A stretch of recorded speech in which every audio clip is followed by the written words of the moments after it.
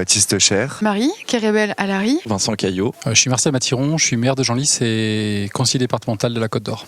Moi c'est Lucille et je suis coordinatrice du tiers-lieu Hop Hop Hop à Besançon. Clément. Nicolas Debève. Et moi c'est Emmanuel et je suis très curieuse des tiers-lieux. Militant au sein de l'association La Bricole à Autun. Et j'ai créé une activité qui s'appelle le Pestacle. Qui porte un projet de, alors on dit tiers-lieu maintenant je crois, qui s'appelle l'imprimerie. Je suis chef de projet de partenariat au lycée agricole de Besançon. Je suis designer social. Je travaille en région donc pour le ministère de l'Agriculture pour développer des tiers-lieux pour l'enseignement agricole technique et donc à destination de deux filières particulières, la forêt et la viticulture. Je suis bénévole aujourd'hui, d'où le petit badge orange. Je suis chargé de projet pour Commune Mesure, qui est une plateforme qui vise à encapaciter les lieux pour leur permettre de s'auto-évaluer et auto-évaluer leurs effets sociaux et environnementaux. Je suis Delphine, je suis architecte de formation, donc les tiers-lieux c'est un truc dont on a beaucoup parlé quand j'étais à la fin de mes études et entre archis un peu intéressée sur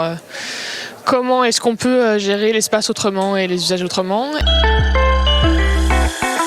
J'organise l'événement. J'ai vu ces rencontres et que je me suis dit tiens, si on allait faire un tour. En tout cas, je fais partie de ceux qui organisent l'événement. En fait, comme je suis porteur de projet, je viens là pour me nourrir d'informations sur comment développer un tiers-lieu et connaître un petit peu plus aussi le réseau d'acteurs de tiers-lieux en Bourgogne-Franche-Comté sur le territoire. Je m'intéresse beaucoup à la question des communs, sur à comment ils vont servir, comment les structurer, et surtout quels outils on va pouvoir imaginer et fabriquer pour accompagner la création, le développement, le maintien, tout ce qu'il y a autour des communs en fait, c'est qui du coup vont servir aux tiers-lieux qui sont autour des communs. Qu'est-ce que je fais là ? Je suis venu rencontrer le réseau régional Bourgogne-Franche-Comté, rencontrer les lieux de Bourgogne-Franche-Comté parce qu'on travaille avec mon collègue Adrien sur la diffusion des méthodes d'évaluation d'impact social et environnemental et donc à ce titre-là, ça nous intéresse de rencontrer et les réseaux et les lieux pour diffuser ces méthodes, pour échanger avec eux sur ces méthodes, comprendre leurs attentes vis-à-vis des sujets d'évaluation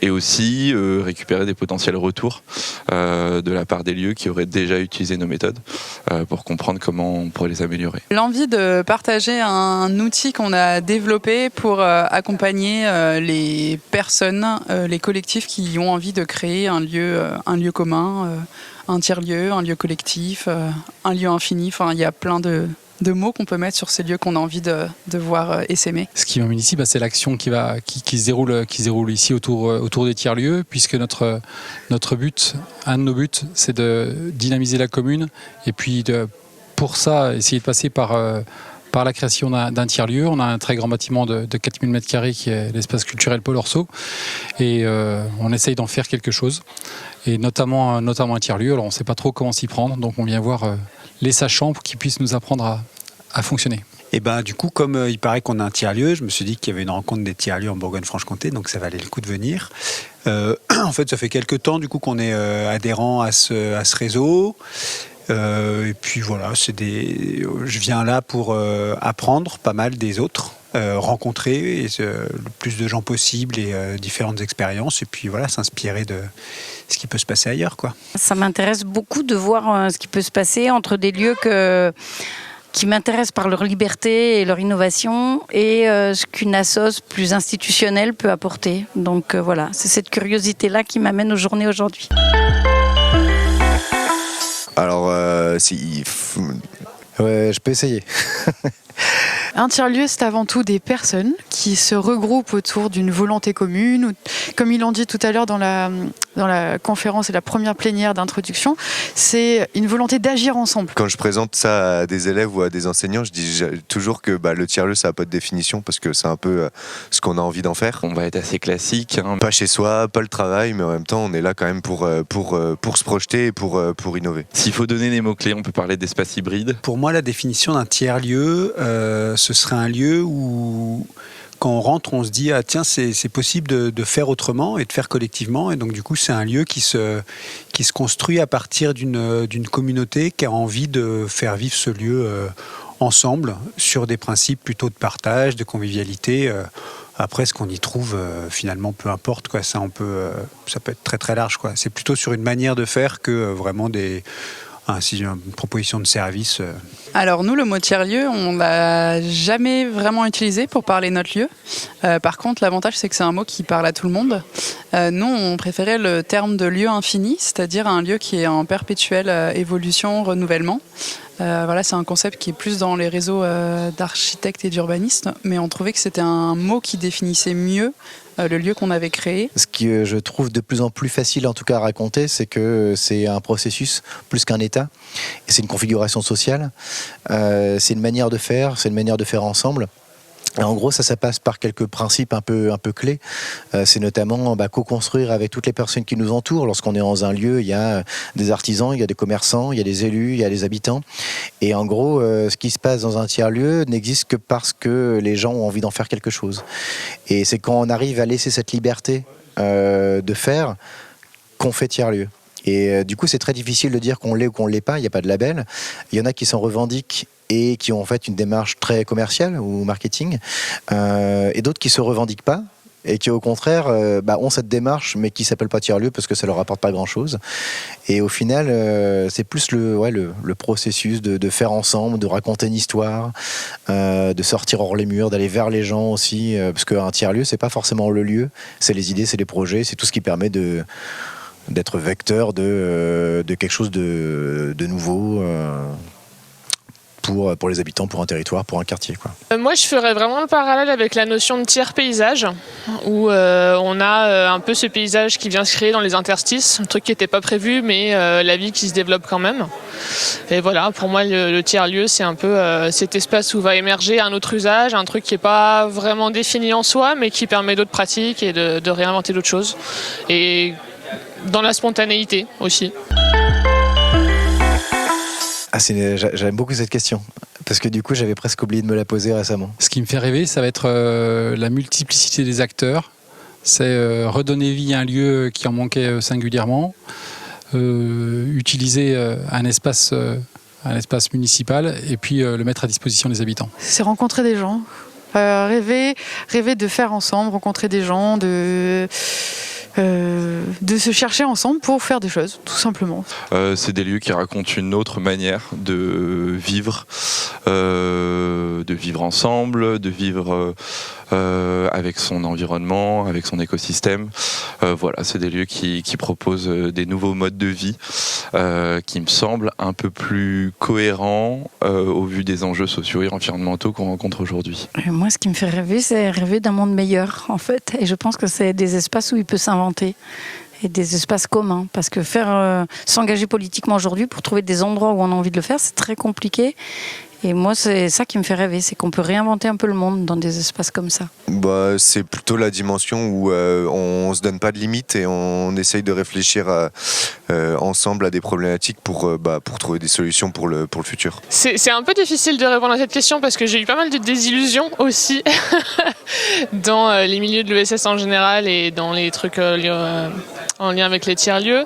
Après, il reste un truc qui cause un peu au trip parce que c'est d'autres façons de faire, c'est changer le monde, c'est inventer de nouvelles choses, c'est tisser du lien social et faire ensemble. Et ça, c'est quand même plein de promesses et plein de choses qui sont enthousiasmantes. Après, voilà, il y a plein de choses qui font qu'aujourd'hui, je suis un peu moins naïve par rapport à ces questions-là, mais ça reste quand même un truc qui attire. Ce qui me fait rêver là-dedans, c'est que j'ai l'impression que au sein d'un tiers-lieu, tout est possible. Je ne sais pas si c'est vraiment des laboratoires, parce que je ne suis pas sûr d'avoir une âme de souris de laboratoire, mais de tester des trucs qui puissent après être portés à plus grande échelle un peu sur nos territoires et un peu partout, de tester des manières de fonctionnement et qu'après on puisse aller sur le champ du politique et sur le champ un peu global, fort de ces expériences, fort de ces rencontres et changer les choses en fait, changer le monde finalement.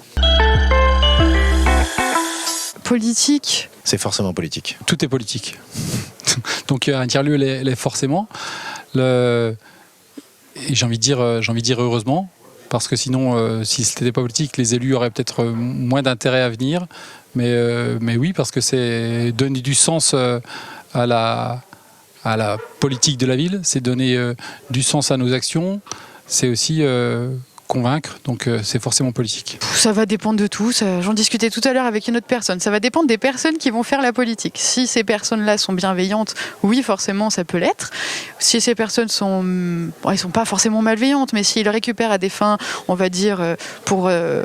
comme le greenwashing, là, le social washing, je ne saurais pas comment dire plus. Ouais, c'est évidemment politique parce qu'à partir du moment où on parle tiers-lieu, forcément il y a une emprise un peu territoriale et donc on va parler un peu de la vie de la cité, ça fait partie de la vie de la cité. Et du coup à ce moment-là, tout ce qui se passe dans le tiers-lieu influe forcément son environnement et l'environnement est forcément politique. Oui, je pense que ça l'est. Après, ça le revendique pas forcément haut et fort, ça peut être une forme de militantisme entre guillemets doux, c'est-à-dire sans que ce soit avec des bannières, avec des slogans très forts. Et voilà. Après, c'est une volonté de faire autrement, donc c'est forcément politique. Je dirais oui aussi, au sens noble du terme, c'est-à-dire que c'est vraiment comment le collectif, les citoyens réinvestissent la cité et font autrement ensemble, donc dans des institutions qui n'existent pas, donc à inventer des façons de faire du politique et du commun autrement. Oui, en fait oui, un tiers-lieu est forcément politique.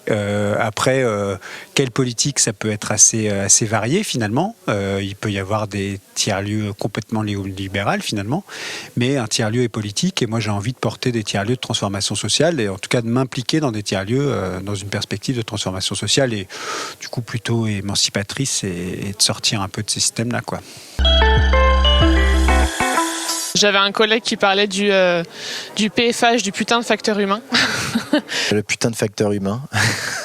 J'allais dire le PFH, alors c'est bon, ça se rejoint. Ce qui me paraît difficile, c'est de faire avec tout le monde et de ne pas rester dans entre un peu happy few, qu'aurait les bons plans pour avoir des endroits où on va boire notre petite bière pas chère et machin et trucs et tout ça, et comment est-ce qu'on s'ouvre vraiment à toute la diversité de nos territoires, et donc comment est-ce qu'on s'ouvre nous-mêmes en fait, comment on se bouge, comment on change nos points de vue pour être le plus accueillant possible. Être dans un tiers-lieu, c'est très engageant.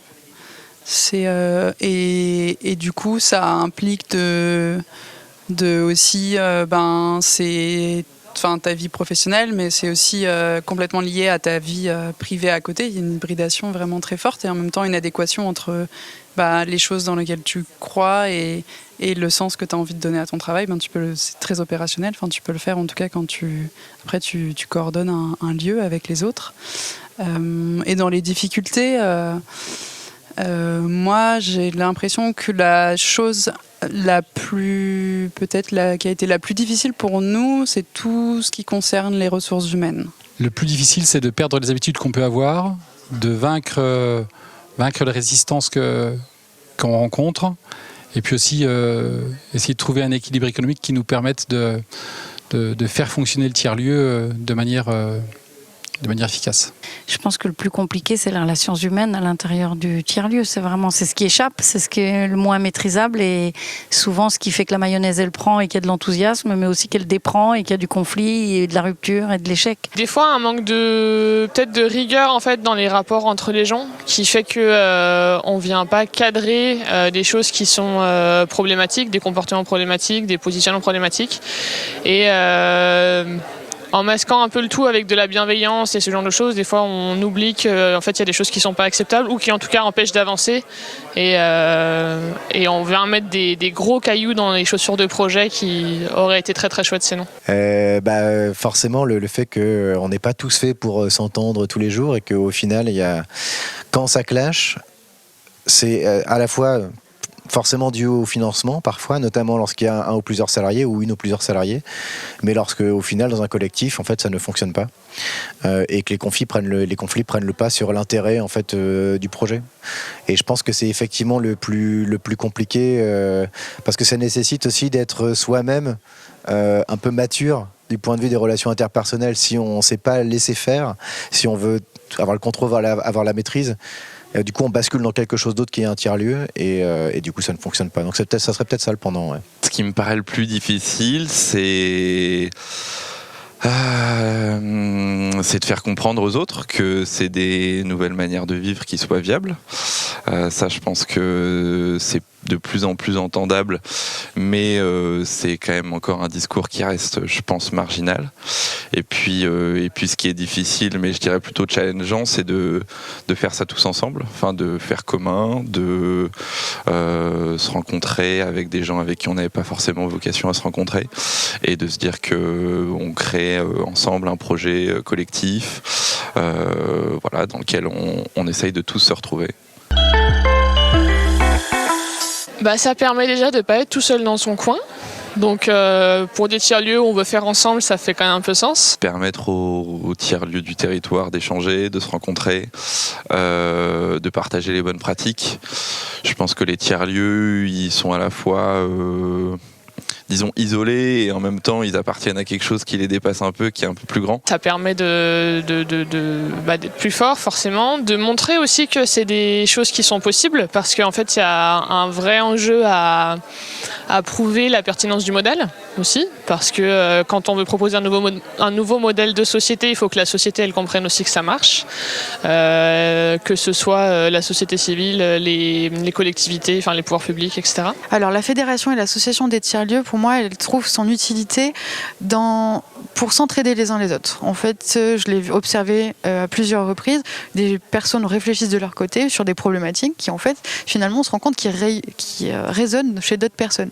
Du coup, c'est pouvoir s'entraider principalement et créer des événements comme aujourd'hui pour rencontrer encore plus de personnes et faire encore plus ensemble. Je pense que c'est d'arriver à faire comprendre l'intérêt que toutes les initiatives qui se revendiquent tiers-lieux ou qui ne se revendiquent pas forcément comprennent qu'elles ont tous quelque chose en commun, même s'il y a une grande diversité de visions, de manières de faire, etc. Et qu'au final, le réseau peut aider chacun de ces lieux, chacun de ces collectifs à faire mieux, à davantage être lisible, davantage être visible, et à prendre des expériences des uns et des autres, et en termes de politique, du coup, à se faire davantage entendre, comprendre aussi. Je pense que ça peut aider aussi les lieux que le réseau se positionne, notamment vis-à-vis de certaines collectivités, etc. Pour moi, en tout cas, ça me fait toujours du bien de m'extraire de Hop Hop Hop de temps en temps, et d'aller voir ce qui se passe ailleurs, et d'aller parler avec d'autres personnes qui portent des lieux.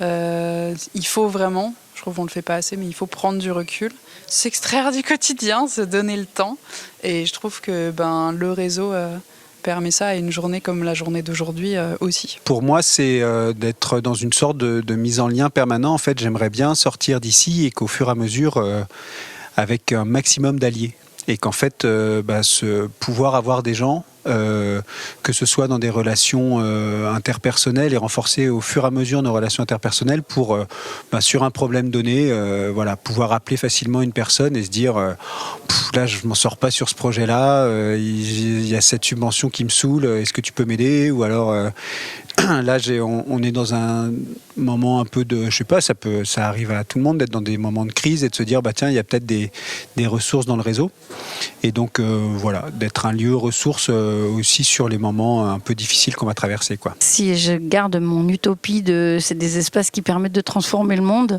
c'est qu'en les mettant en lien, c'est l'image de la sigmergie, je sais plus qui c'est qui parlait de ça, mais des petits points, et s'il y a des petits points partout, au bout d'un moment tout devient d'une autre couleur. Et un réseau, pour moi, c'est vraiment tisser les fils qui vont permettre que tous ces points soient reliés, sans modélisation, mais par l'échange et l'enrichissement, et de permettre que du coup la transformation se répande.